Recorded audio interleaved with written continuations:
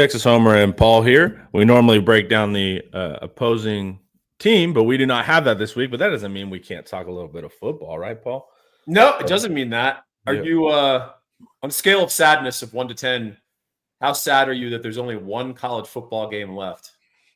I'm sad, but also, man, it just feels like this playoff season feels long. It feels like we got so much extra value that I'm like not mad, you know?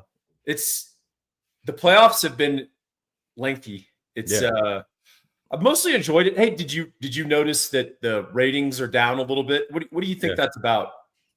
I don't know. I love the speculations. I really don't know. Is everything down? Because I know basketball's down. Is NFL down? No, NFL is not. NFL is the juggernaut of all juggernauts. The NBA is down hugely for other reasons not related to football. But I think it may be as simple as the fact that the big marquee games we're on a Thursday and Friday. That's true. There's a big difference between that and a Saturday or Sunday on a vacation week, or it was like a normal Thursday or Friday where people like had work and stuff. So I think that's has an impact. And then there's just a lot of games, a lot of I've heard audience fatigue, and that's possible because even I felt at times I was like, man, this is a lot of games for a long time. Yeah, it's going to change everything in how we manage the regular season. It's going to change how they administer snaps. I mean, this is the first time in college football history where we're talking about load management for players, right? It's crazy. I mean, if you have a guy who's a star on your team and he's just like a little banged up, a little tired, you might just sit him when you play a middling opponent during the regular season. Yeah, and even Ohio State's purposely slowed down their offense this year so they could get more bang for their buck. Like they're in the preseason interviews talking about, hey, we're going to slow down the offense this year so we don't have as many reps. Yeah. So it's even like changing your overall on-field strategy too, not just resting guys. And I think that's interesting.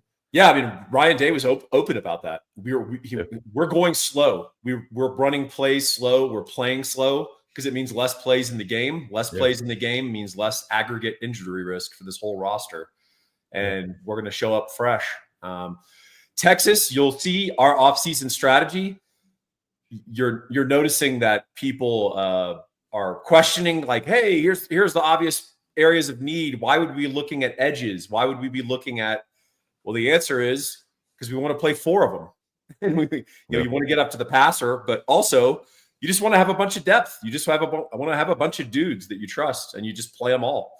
So I think that's going to be the strategy going forward. And if Texas is going to be reloading and not rebuilding, that's the mentality that we're going to have to adopt. Yeah, it is interesting. And Sark, even this offseason too, said he was meeting with some of the pro coaches, remember? And he was like, hey, what do we need to be doing? Because y'all are postseason guys. And he even talked to Belichick and stuff like that. So it is interesting that they're trying to think ahead of time how not to completely fall apart in that crazy stretch of games. Well, and with the 12-team playoff, which will expand, we know that's going to expand. It's not going to contract.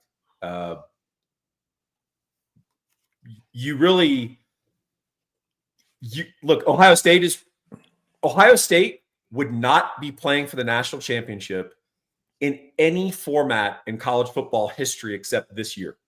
Right. Yeah. So what's the takeaway? So people think, well, the 12 games is for inclusiveness, and now we're going to let the little guys have their shot. No, it's actually to allow the super talented team that screwed up during the season to still get in the playoff, get it together late, and win the whole thing. That's what's going to happen far more often than the Big 12 champion going on a run. So that's something we got to look at too, that the regular season, while still fun and important and not hugely diminished, it's a qualifier. That's all it is. The real season is the second season, and the second season is the one that counts. And until they fix the seeding in particular, it's just not that big a deal to be the 5 seed. It's just not that big a deal to be the 7 seed, 6 seed, etc.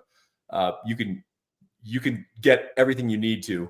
That said, had Texas won the SEC, right, we would have been on the other side of the bracket, and likely we would have been playing Ohio State for the national title. So, it kind of cuts both ways.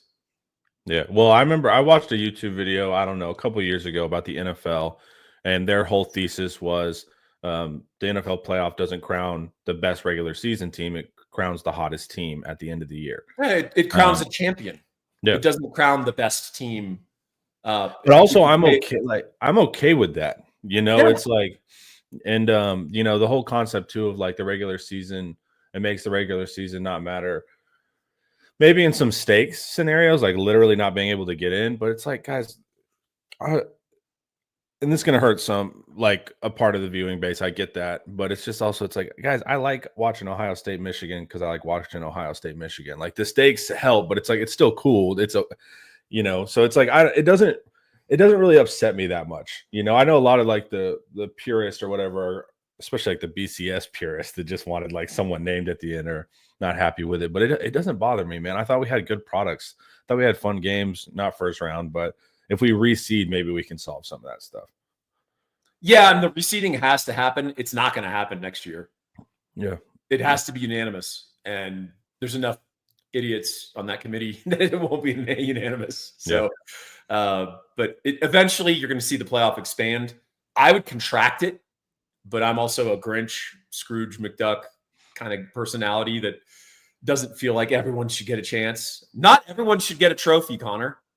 I know you felt very strongly about that. You've created IP around that concept. I've created intellectual property around this concept. Yeah. Ironic intellectual property. What's better than that, Connor? Yep. Yeah, and it's not even like, it's not like I don't care about like a Cinderella run. I don't care at all. Most of those teams are super annoying, by the way, whenever they get in. So I don't even like the Cinderella fan bases. Once they get in, you're like, all right, chill out. But I liked more games. I liked matching up. Like Texas never played Clemson. Like that kind of stuff I thought was neat. That is the coolest part of it, right? Yeah. These are teams that don't encounter each other. And I just think that that's awesome for college football. Not having played Clemson, you're exactly right. That's really cool. And Ohio State, we haven't seen them very often, right? We played them 3 times prior.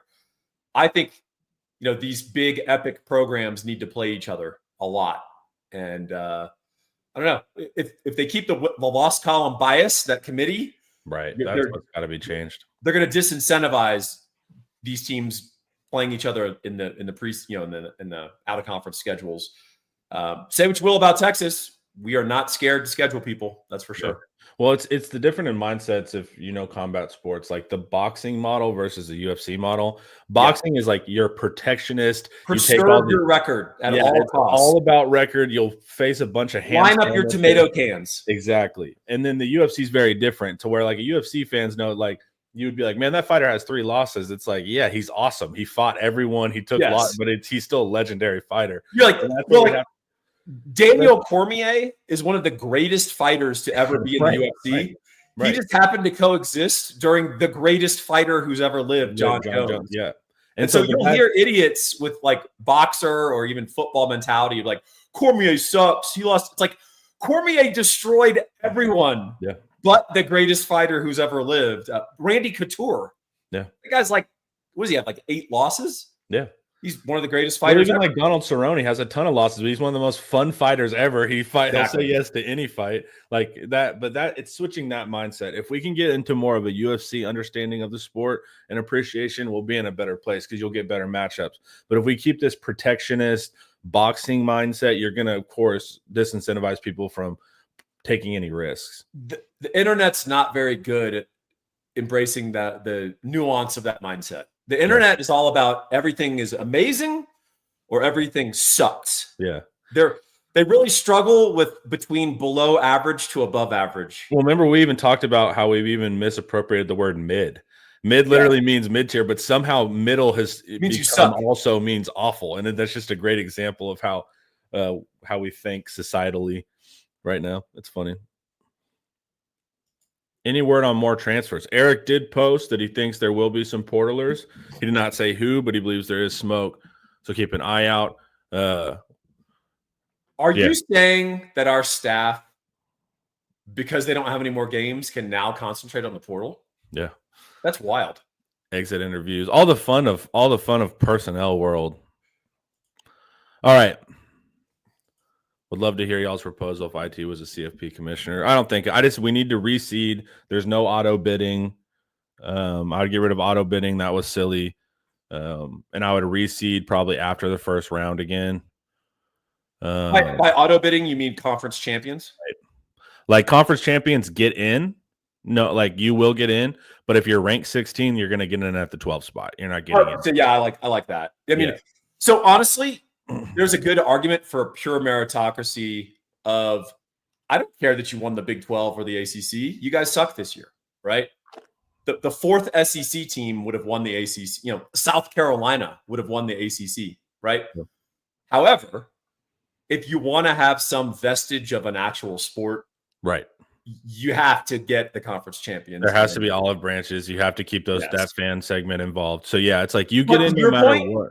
We ain't seeding your ass at number 3. Yeah. Like, get out of town. Yeah, that Boise stuff was a joke. And so it's just, we're not doing that. Would you contract to 8?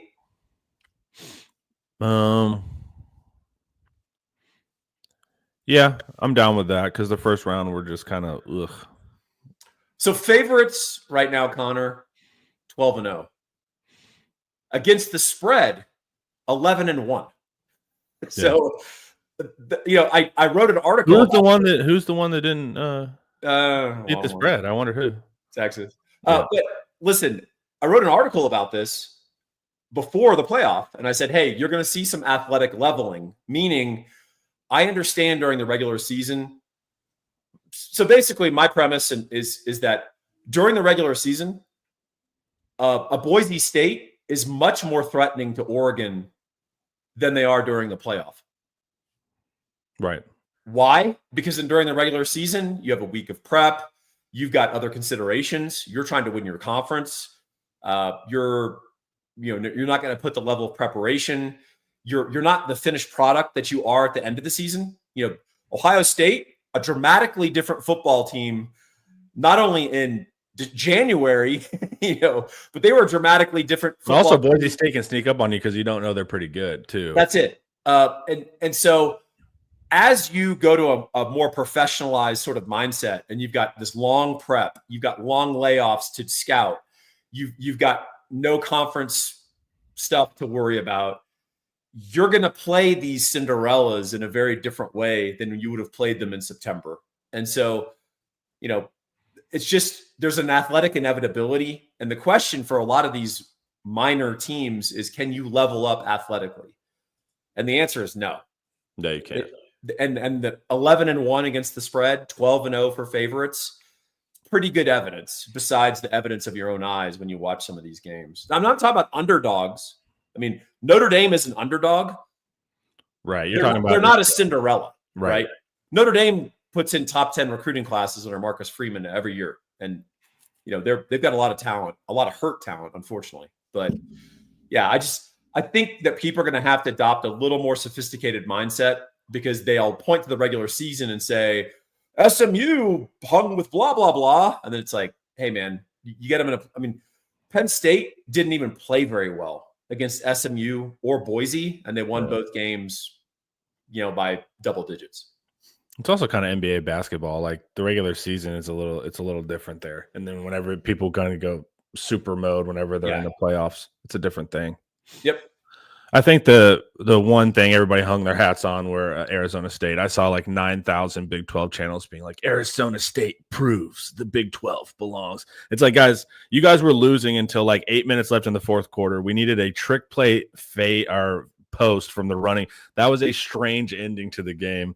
And Texas also has a tendency to blow it at the end.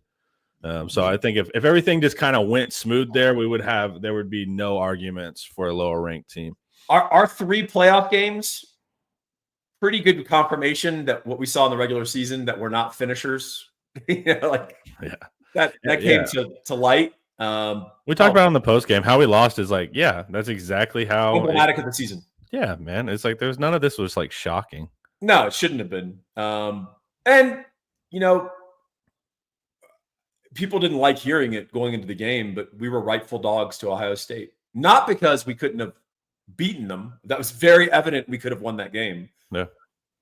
just because we screw up a lot. we unload into our own foot, and hey man, it's people assess like some sort of broader character or something to that football team. It's just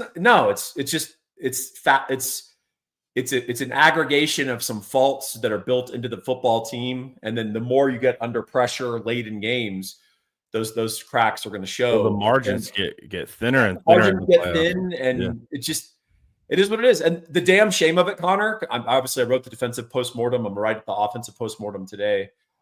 It was right there.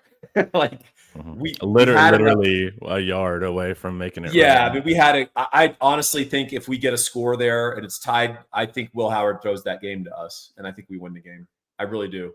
So It's a damn shame. That's the thing, man. Whenever you're just like right on the edge and we make mistakes, right? It's like that's where the margins disappear. Yep. Paul, you bummed? The offensive lineman went to Oregon. Pregnon? Yeah. That's a shame. He's good. Yeah. It would have been nice to have on the interior there for sure. Yep. Let me see. Oregon's a huge pain in the ass. They have become a pain in the ass. Yeah. So I will say, I know people know the appeal that they've got NIL, blah, blah, blah, Phil Knight, etc.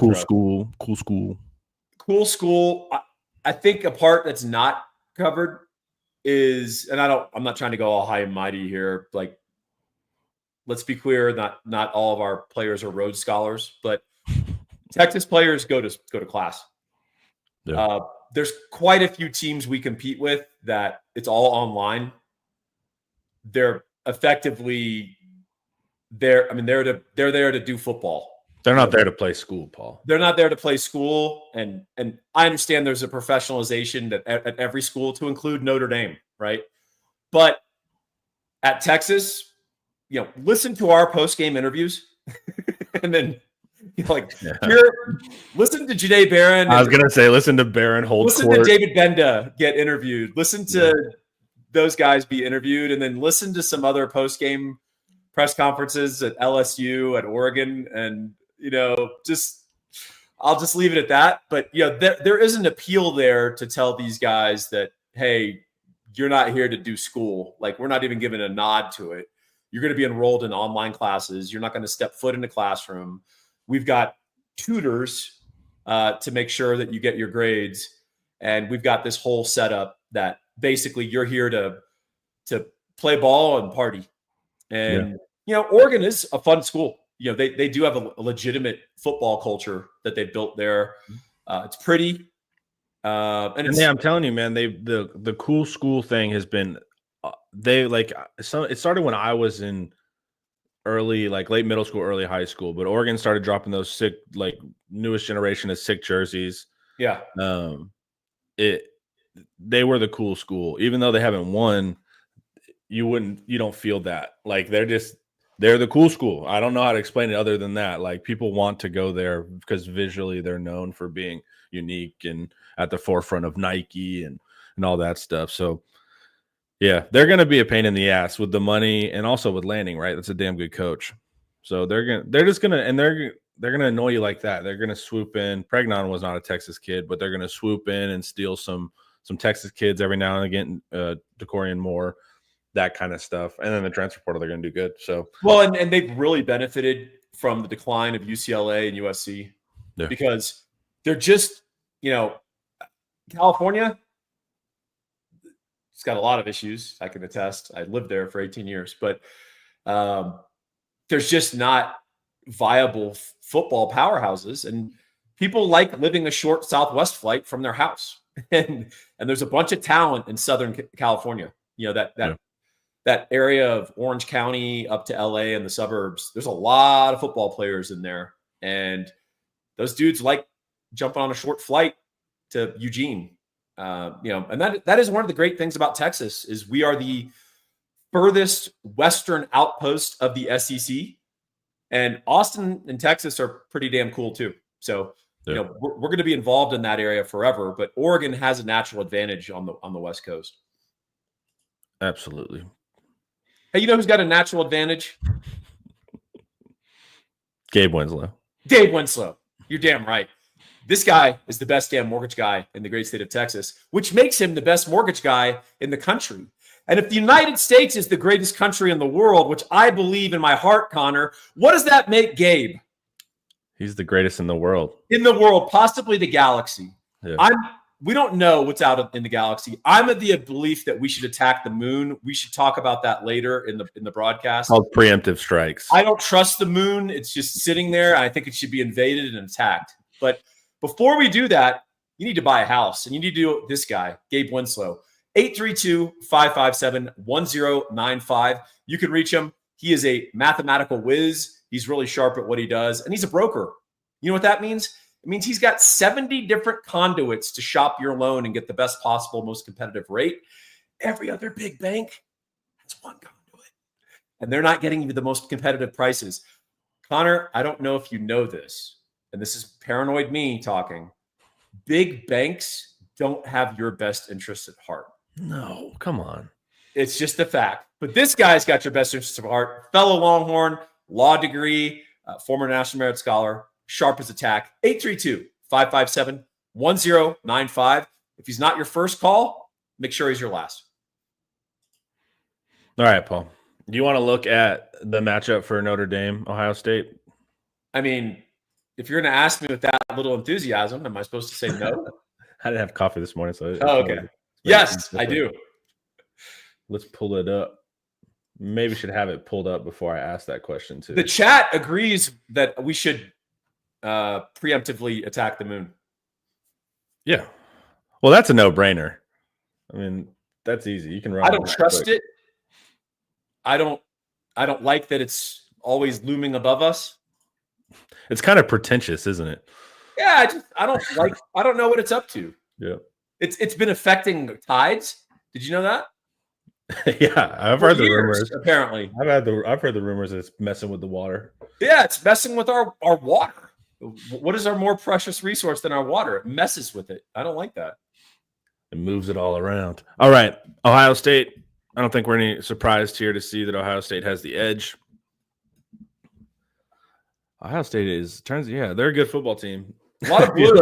Yeah, I was gonna say a lot of blues and a lot of very blues, like a lot of ones. Yeah, very number one. And then Notre Dame. So they think it's gonna be 26-20. They as in our friends at College Football Insiders. Make sure to check them out, guys. Parker Fleming, right? Is he? Yes. Yep. Parker and a couple other guys. Yeah. All right. Let's see where Notre Dame defense is doing some good stuff. This is interesting. So if we look here, Ohio State is number one in EPA per drop back, so best passing team, but Notre Dame is the best pass defense team. So that'll be interesting. Generally, though, in the modern era, when you're tied, the benefit can go to the offense. But the past couple years, that hasn't necessarily been the case. I've seen the defense, like us, keep the lid on Ohio State well in the past. Michigan certainly did that to Washington last year, didn't they? Yeah. And so it's like it used to be like kind of in the spready era that you would just cook these defenses, but they're figuring it out, right? And also the method's out, right? Take away the Buka Jeremiah Smith thing, make Howard work, make the running backs work, and it's a different game for Ohio State. Let's talk about that. I'm going to give you – so there's some context to these analytics, and I think that there's some bettors, and I think some college football commentators are missing this part, which is Notre Dame is a man-heavy coverage defense. And when I say man-heavy, I mean almost exclusively man. There's no team in college football that runs more man coverage. Yeah. And they're good at it. And they're really good at humiliating below average to above average receiver cores. Penn State's wide receivers did not have a catch against Notre Dame. Okay. That was silly. However,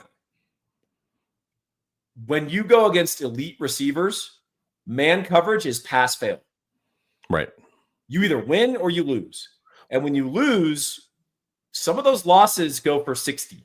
Well, here's the thing. Ohio State only has to be right against man about 3 times. That's right. Yeah. So we are one of the heaviest zone coverage teams in college football. And it's funny because the average football fan hates zone, right? I know. But we're a really good zone team. And that's why we shut down Jeremiah Smith.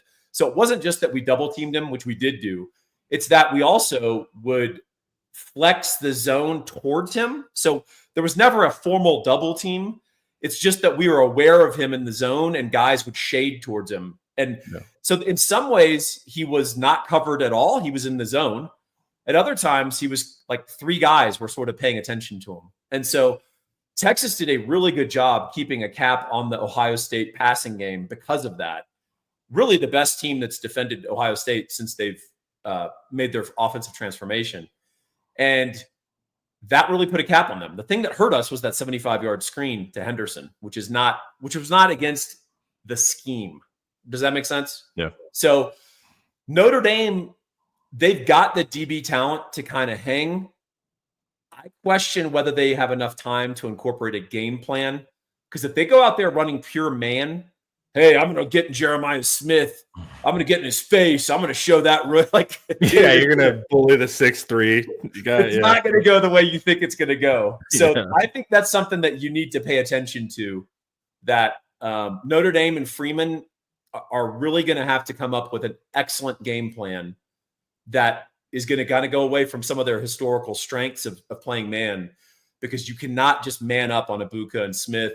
And as we learned, Tate ain't bad either. So that's going to be an interesting game within the game there.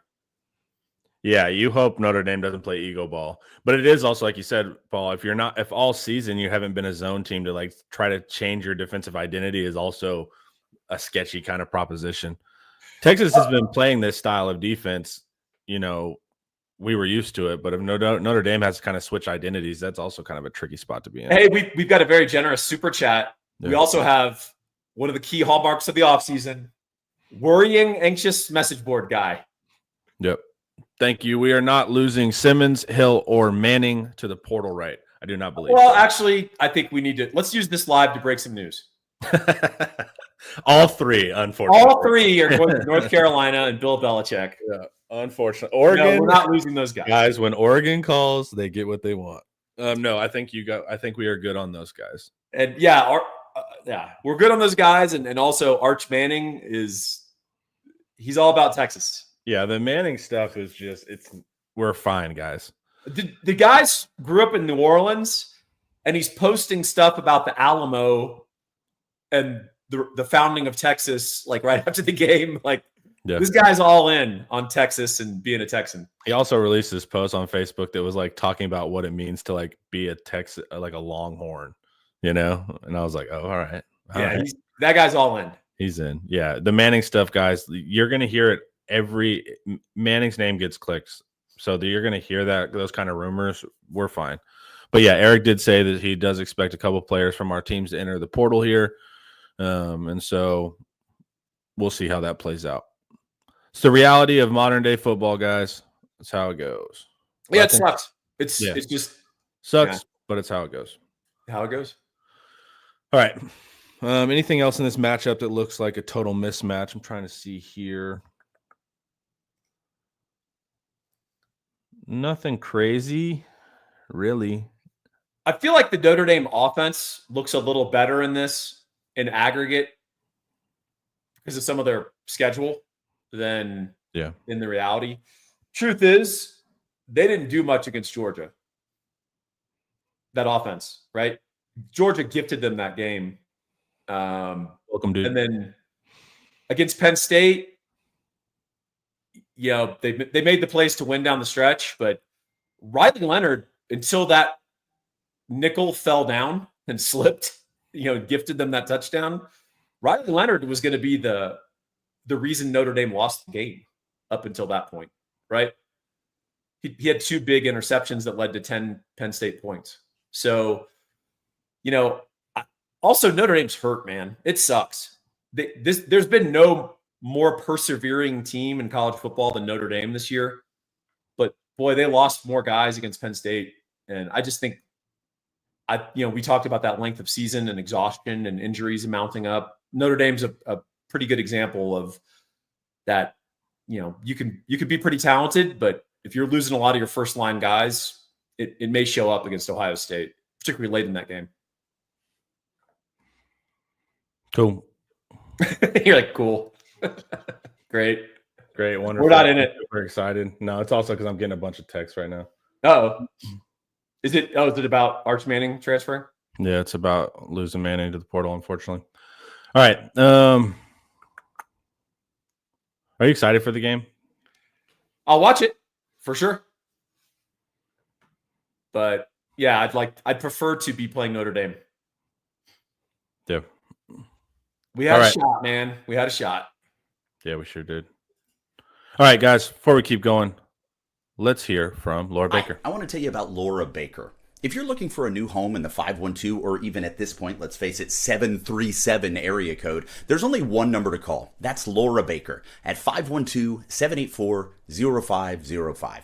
As a member of the elite Andy Allen team with Keller Williams, Laura has helped Longhorns find the home of their dreams in Central Texas. Just ask our resident sex symbol, Ian Boyd, who moved all the way from Michigan to Texas with Laura's help. Laura can help you find what you're looking for in the 512, the 737, or even parts of the 254 and the 210. Just, give her a call at 512-784-0505. Her email is in the description as well as the rest of her contact details. She's a friend. Give her a call. All righty. Well, this is fun. Odds of Dion being HC for the Cowboys. Anything is possible with that clown organization. I'm a Cowboys fan, and it's been an interesting 30 years. Yeah, dude. Yeah. Hey, just to clarify, we will lose some people in the portal. We just don't know who. Arch Manning ain't going to be one of them. If he is, I'll eat crow. Yeah, we'll eat crow on that one. Yeah, there's exit interviews are happening, all that kind of stuff. So be ready. All right. Thank you, Fairweather fans. We appreciate that. Thanks for the fun show, and thank you for joining IT. And then keep in lock with on the board. You guys can do portal stuff. Let me ask you, Connor. I mean, do you think Dion could legitimately be hired as head coach? Yeah, with Jerry Jones, dude. I don't discount anything, dude. No. Yeah, I don't know. Yeah, that I was worried about Sark, dude, because it's just that's what I worry about is Sark getting poached, There's no rumor to that. There's no nothing. That's just me being like, because if I was Jerry Jones, I would take a look at Sark. He's down the road. Well, it's weird that now, particularly the way Sark runs it, an NFL job is less time intensive than college football. Yeah, it is. That's what I'm saying. Like your life, I've heard the NFL has a true off season. Yeah, and they have real boundaries, like rules to what you can do. And like I've heard people say, like, why would Sark go to the NFL? He would have less control. And I'm like, yeah, that's have you not seen the switch? Like Chip Kelly going from head coach to offensive coordinator. Like there's coaches that are trying to have a little bit less control too. That's kind of going on. Now, going to Jerry's version of less control would be insane. You're setting yourself up. But I hear that, like, yeah, you would have less ability to do stuff. It's like some coaches might want that. I don't know about Sark, but I'm saying in general, the college coaching job is insane, man. Well, I would offer that there is no coach in college football who takes on more of a burden than Sark across all areas. He's the OC. Yep. He's the head coach. He's heavily engaged in recruiting. Yep. He just doesn't do the like closer thing of like, hey, you recruit, I'll come in and, glad him the mom and the dad and shake his hand and offer him a scholarship, right? Sark is heavily involved in recruiting. He's heavily involved in NIL solicitation, hobnobbing with alums, raising money. He's actually a guy that cares about the off-field stuff, cares about the players. So he's involved in their lives in that respect. Like Sark, I don't know about you. He looked really tired when we were doing the pregame interviews and stuff for Ohio State that whole week. And angry. Yeah. But I mean, he just is a guy that he takes on a huge load, a huge burden. So taking an NFL job, he would do less. I mean, that's just a fact. So I think that's always a little bit of a looming threat for us. I don't think it's another college football team taking him. I don't think that's the threat for Texas. Right. Yeah. And I think with Sark, right, like if you hear about the guys he talks about and looks up to, they're all NFL play callers. So like once you get to a level of success, and I think like if Sark won a championship and all of that, and you've kind of you have the millions of dollars, you have the credibility. Well, what's the next thing? You go into intangibles, abstract stuff, and that becomes prestige, right? And so being a top play caller in the NFL has a different level, especially not amongst fans because we're different, but like amongst play callers, they respect NFL play callers a little bit more. So there's like even in that circle, it's interesting. Yeah, we were hiring, though, but Kyle Shanahan was sort of my dream along with Harbaugh. And I knew guys who knew Shanahan. And like, I can't use the word he used to describe the college game, but he will not coach college football. I'll just leave it at that. Yeah. He is a guy who views the NFL as the apogee. That's right. The zenith, and anything beyond that is the minor leagues. He doesn't care about money. He doesn't care about prestige of the college stuff. And he loves Texas. He loves having a degree from Texas, but he's an NFL coach. And there's a fair amount of guys who just think that way. Yeah, there's an elitist side to it. Yes. And it's just true, Yep. And like Sark turned down the Raiders in his 30s because of the owner. Yes. He took the job. So he will say no to a bad situation. Also, when he came to Texas, is because he got offered other jobs. He said the situation wasn't good. So if he is going to go to the NFL, he's clearly he's not dumb. Like you don't want to do an NFL rebuild, even though you can theoretically rebuild through your tanking stock, but it takes so much. In college, man, you can just start recruiting and it's a different thing. Your NIL kicks in, you can get it turned around pretty fast. The NFL's rebuild, especially with an owner that's not going to let you do anything, is going to be a nightmare. Elio Castillo brings up a great point in chat. You don't hear 7-win Sark very much anymore. Right. Now it's semifinal Sark. Yeah, it was 7-win Sark. Then he couldn't win 10. He won 10. Then he couldn't win anything of importance, won the Big 12. Now he's in the Ryan Day, Jim Harbaugh holding pattern of like, but he can't win the big one. And so that'll happen until he wins the big one, and then it'll keep going. I think he will. So I think you have to hang around the rim like we were talking about. You just want to have a good roster cycle, and you want the other teams to have a down roster cycle, right? Ohio State wins because Georgia starts getting weird. Nick Saban's not around, that kind of stuff. So it's like just hang around until the wins get better for you too. Well, I would say yes, and have your roster cycle happen at a certain level, meaning every team has their little star groups and their magical year that this is the year and all that. The key, though, is in the off years, still be around. Nick Saban won 2 national titles at Bama with teams that startled him that he won the national title with. Yeah. Just because he was hanging around and opportunity opened up for them. One of those was his first at Alabama against Texas. Yeah. If Colt McCoy doesn't get injured, Texas wins that game. I was there. And Alabama was not Alabama yet. Right. So they sent us to the Shadow Realm for 12 years with that game, dude. Yeah, well, but we ended up shadow roaming them back, dude. The journey to the Shadow Realm had already begun. That's true. That's the Mac Brown narrative of once we lost that game, the program fell apart. No, Mac, the program was falling apart, and we were being carried put us out of our misery. We were being carried by a bunch of seniors, and then when those guys left, the true program was revealed. Unfortunately. Yeah. You want to look at odds? Even though we literally don't know teams? No, I want to end the show and go pout that we're losing March Manning. All right, so here are the odds for next year to win the national championship, being that we don't know these set teams yet. But they have Texas number 1. So Ohio State's losing a lot, right? Because they're they brought everybody back. Georgia is losing their incredible edges. Are they still stockpiling more? Are there any more creepy Mykel Williams hanging around back? Hope not. I predict that Georgia will have a lot of talented players that will replace the players they lost. Dang. That doesn't sound like them, but maybe. No. When you get the number 1 or number 2 recruiting class every year for not 7 consecutive years, maybe you've got some dudes who can play. How much of this is Manning oriented for Texas? This is a deep fake here. So these odds are not bettable up to any significant number. So this is just Vegas fishing action right now.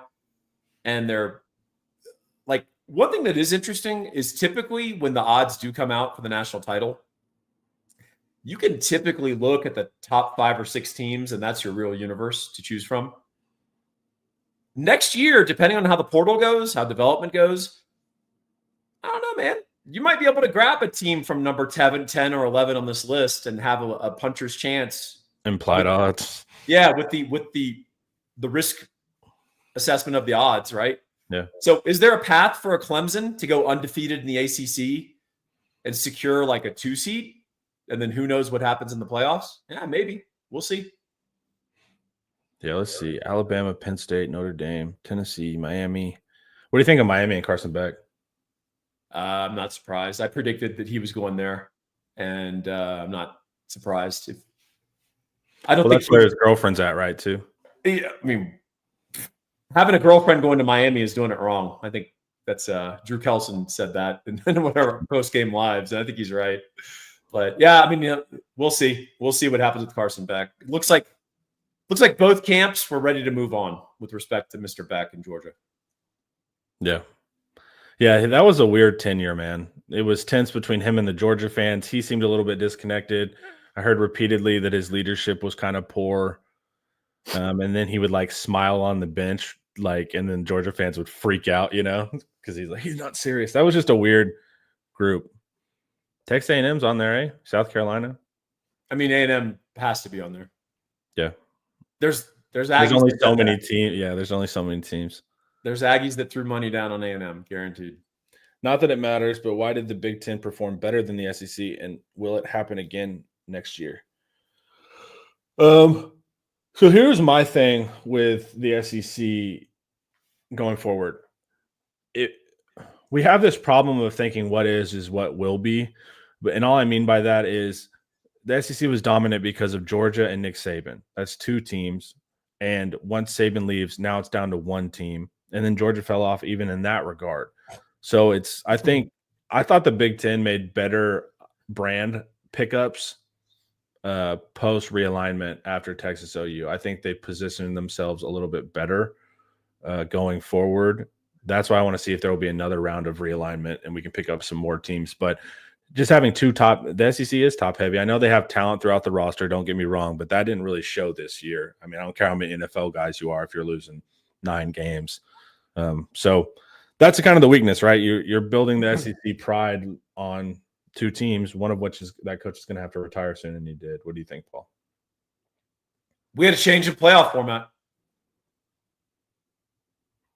In any other format, Ohio State's not playing for the national championship. Yeah. I mean, the old BCS, they're playing in a bowl game. They're playing in the Sugar Bowl. In the old poll system, they're playing in a bowl game and they have no shot at the national title. We'd already have the national title game set, right? It would be Oregon versus, I don't know, Georgia? I don't know. Whatever. Yeah. So, I mean, just a simple format change allowed this to happen. Also, adding Oregon, that was a good timing on that one. And then also, I think the SEC just didn't have the top elite level team this year. Big Ten was pretty top heavy. SEC probably had a lot more depth. And then also bowl games in the time of the portal and NIL and opt-outs, it's very hard to use the bowl games as proof of conference supremacy. It's, I'm talking about the regular bowl games, not the playoff. So, why? So say even without the change, accepting that the change occurred, why did the Big Ten perform better? Because Ohio State is a one-off. Oregon's a one-off. We could have said, why did the Pac-12 have a great revitalization, right? Yeah. Last year, the Pac-12 was arguably the most competitive league in. Yeah, that was so strange that as soon as we killed it, their last year of existence, they have their best year in 25 years. But yeah, I mean, it's just these are individual one-off teams that are carrying the banner for the conference, and it's also how did the playoff seeding fall? That matters. Penn State, I would take Texas over Penn State on a neutral. Pretty confident on that. Yeah, so am I. I'm looking But at to these. answer the larger question, it's going to vary year to year, and it's going to be seeding, it's going to be format, and then there's individual great teams. I mean, the Big Ten, I don't think was great last year. Michigan was the best team. So, it's just how it is. Sometimes it falls that way. Man, there's something about your rival getting it done that's beneficial. If A&M won a national title, I can assure you there's that like would a be part of that that's super painful, but like OU or A&M win, you see how the whole base just fired up to guarantee Ohio State. Like they're like, we'll pay whatever. Michigan cannot have the last title there. That would be highly motivating. But I don't think OU is very well positioned to win a national title at the moment. What do you think, Connor? Sheer doubter, dude. They're gonna. I do like the quarterback. I like him too. I think he's a good player. But hey, man, you better be a damn good quarterback because that's it. If you don't perform well, BV's gone. Well, he's going to have to hero ball his way to victory every week. Yeah, he's going to be throwing it 35 times and carrying it 15. So yeah, and he might be able to do it. He's a fun quarterback. He also's got the OU quarterback kind of vibe, just a tinge of douchiness. Yes, like just a little bit of that air of just like, I don't like this guy, but if he's on your team, you like him type of thing. You gotta have like the dude with the douchey towny mustache, like Landry Jones, or like blonde tipped hair, or the Spencer Rattler. But they all have it. Like the only one, like Jalen Hurts is a nice guy. He still had the edge. I'd say Jalen Hurts at least douchey. He was just kind of more serious. No, he's a cool guy. Baker, Kyler's more than douchey. Kyler's just like a non-likable guy. Yes. But like OU just has this run of quarterbacks that are just like kind of like, all right. Seems like the bully at like your local town bar, like in a small town, hey, that's my pool table. Yeah, like that's just kind of the OU quarterback vibe. It works for him. Hey, the great Will Gallagher is in the chat. For those of you who don't know, that is Inside Texas's photographer par excellence. Also, my partner in the Thinking Texas Football Longhorn Football Prospectus. All the amazing art and video, all the pictures. I sound like a boomer. All the pictures in that are Will's. He's awesome, dude. And you guys should go to Gallagher Studios if you want awesome University of Texas merch and photos and badass epic photography. Will's your man. Yeah. Taking shots. All right. Let me see. Dwayne Carter, let's spice up the chat. As a Buckeye, there were two teams in the CFP that concerned me, and that was Georgia and Notre Dame. Yeah. I mean, I can't really hate on them. You're if that's how you feel, that's how you feel. I would say. I'll just say Notre Dame's pretty beat up, and Georgia fairly beat up, playing their second team quarterback. Credit to Texas. Yeah.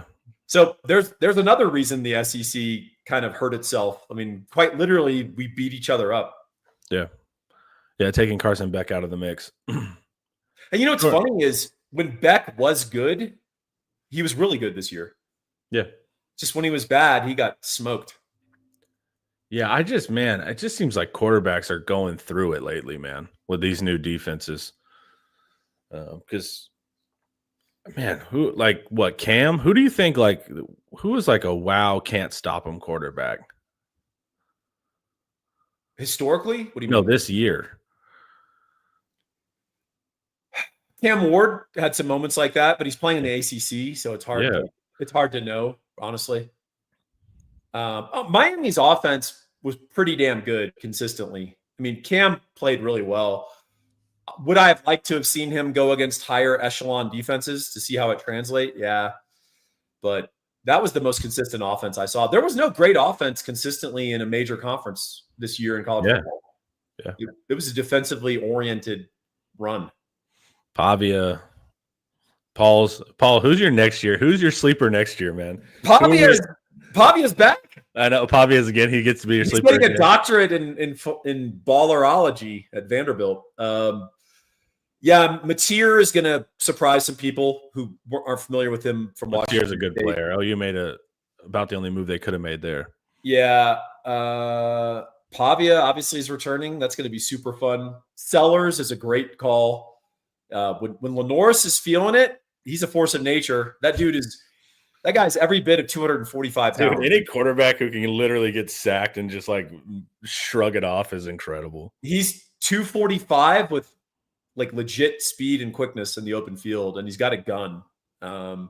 He stopped wearing the old school sports goggles and went to contacts, which made me kind of unfortunate. Yeah, very unfortunate. Yeah, I think the future's really bright for Lagway. Lagway's he's a very good player. He is such a decisive, strong quarterback in the pocket. He just throws a great deep ball, and that guy is 240 solid pounds, and you see him getting bumped, guys getting a hand on his jersey, and he just throws a freaking line, 45 yards down the field. All the intangibles are there too. Like talking to his quarterback coach for an interview we did a while ago, everything behind the scenes is straight up with Lagway. And remember, Lagway signed to Florida, and then they had all that weirdness happen, and he stayed committed to Florida too. So he has like a loyalty there. He's a smart player. He understands football. He has a cannon. Practical mobility.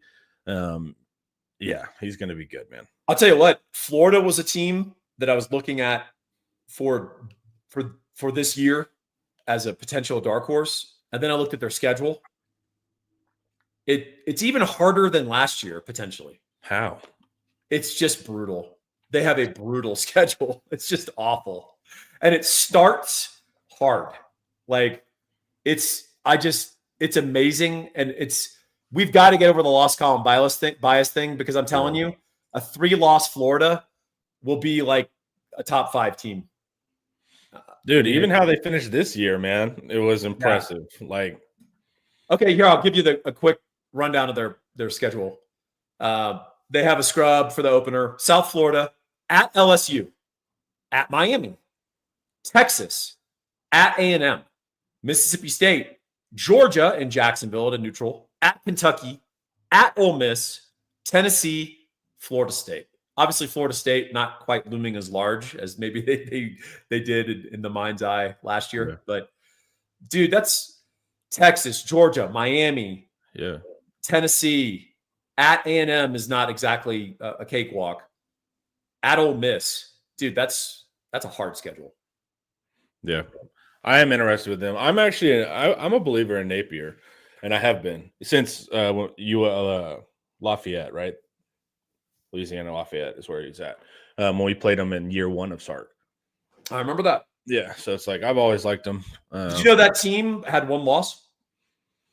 Yeah, after we beat them. Yeah, we were their only loss that year. Yeah, they're good, and they come out of the Alabama camp, so everything they do behind the scenes is based on Saban stuff. So a little pet peeve being hit on in the chat by an Ohio State fan. Thanks for joining us, respectfully, but someone saying if we hadn't all the dumb penalties that kill drives, we'd blown you out. You had 1 dumb penalty. All the other penalties were your guys getting physically beaten. There's 2 types of penalties. There's mental errors, like your running back punching a guy in the head. Then there's physical domination penalties where you have to hold a receiver because he's beating you, or the defensive end for Texas drives your offensive tackle 6 yards in the backfield, and your offensive tackle tackles him on a toss sweep. That's not dumb penalty. That's a guy getting his ass beat. Yeah. I mean, any watching of that game that it wasn't nip and tuck and that you think it was like a 14-point margin, that's delusional. That's silly. Yeah, it was. The frustrating part, though, is they are better, because this is what it feels like when teams are better. Like, it felt like all game we were going uphill and like working, touchdown score Ohio State. It's like just them being able to kind of do those quick answers, or what was so like debilitating, like working up to the 1 strip sack. And you're just like, damn, it's like, it wasn't this like, when I think of domination, I mean, Ohio State's moving up and down the field. We can't stop them. That's not occurring. But what was annoying is like, it felt like we were the one climbing the mountain, getting close, and they would just kick us right back down. Climb up the mountain, climb up, kick us back down with like some quick play like that, like the strip sack or the screen or whatever, So in my postmortem, let's remember at halftime, Ohio State was beating Oregon 34-0. Right. It was 41-15 going into the 4th quarter. Yeah. Against Tennessee, Ohio State's up 21-10 at halftime. it was, I think, 38-10 or 35-10, something going into the fourth quarter. Texas, Ohio State going into the fourth quarter, 14-all. Yeah. And Texas has the ball down 7 on the Ohio State 1. We lose by 14 on the last play of that series. So. I have kind of heard from Ohio State fans. It's like, man, we played a bad game. It's like, we made you play a bad game. Yeah, it's like, that's like, you played we looked bad on offense. Yeah, there's a reason, because you faced one of the best defenses in the country. The same Ohio State fans are mystified that Jeremiah Smith had 3 targets for 3 yards. And they're like, well, he just was off. He had an off game. It's like, no, we covered him. Yeah, we took it away. But yeah, that's the only part that gets frustrating whenever, because I think they're a better team and deserve to win it, clearly. But yes, sir. But to act like Texas didn't have a role in Ohio State not looking like juggernauts is also intellectually dishonest. Yep. All right. Let's see what we got comments wise. Jim Knowles started to go kamikaze, blitzing y'all's TDs like he did against Georgia in the Peach Bowl and lost the game. Jim Knowles was an interesting matchup because I remember him from year 1 at Oklahoma State. I've always liked him, interestingly, as a coordinator. But yeah, Ohio State blitzes, like, watch your defense. You blitz your linebackers all the time. And in fact, it's one of the things that you do really well. It's the best pair of blitzing linebackers in college football, in my opinion. However, if you read Inside Texas, and if you read my preview, you would have known that we were going to throw the ball to our backs against that blitz. And that's how Jaden Blue got 2 touchdowns. So that's part of football. When you blitz your linebackers like that, you're going to inflict some negative plays. You're also going to get attacked and you're going to get exploited. Tennessee and Oregon didn't have enough game plan or composure to make those plays work. So that's how it goes. Yeah. Don't feed the troll. These are so, like, I hear that sentiment if he was just like, Texas sucks, Ohio State #1, but Dwayne's giving real opinion. Just because he's on the opposite side of us doesn't mean he's a troll. Troll is like when you're just like, you guys suck, blah, blah, blah. But if you're just like, I think Ohio State's better because he's a fan of Ohio State, I don't consider that feeding the troll. How did trolling come to connote that behavior? The classic troll sitting under a bridge, extorting people who want to pass. Well, it was originally this really pompous, intellectual, philosophical style. Did you know that? Like, it was really basically what you would do is like to troll was to show people's biases. So like if someone was really nice and kind, you would troll them until they started cussing you out, and you could hold a mirror up to them and be like, see, you're not as nice as you believe. How obnoxious is that? And then so trolls actually thought they were good people. And then it just turned to just, being annoying in comments. But it's Paul